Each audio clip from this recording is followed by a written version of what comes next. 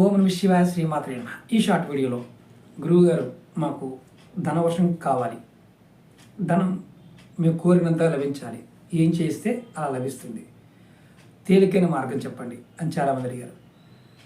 మనం శివారాధనలో శివలింగానికి ఎర్రచందనం కాస్త మీరు కాపర్ లోటా తీసుకొని దానిలో కాస్త నీళ్లు కలిపి ఎర్రచందనం వేసి శివుడికి అభిషేకం చేయండి. అలాగే ఎర్రచందనాన్ని పేస్ట్గా చేసి శివుడివి అంటే శివలింగం మీద రమ్ అనే బీజమంత్రాన్ని రాయండి.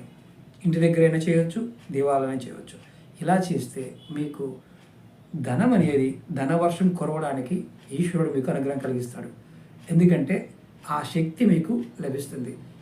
మీరు రెగ్యులర్గా మీరు ఇంటి దగ్గర చేసేవారు కానీ దేవాలయం దగ్గర కానీ ప్రయత్నపూర్వకంగా ఎక్కడైనా శివలింగం ఉంటే ప్రయత్నించండి, మంచి ఫలితాన్ని పొందుతారు. ఓం నమః శివాయ శ్రీమాత్రే నమః.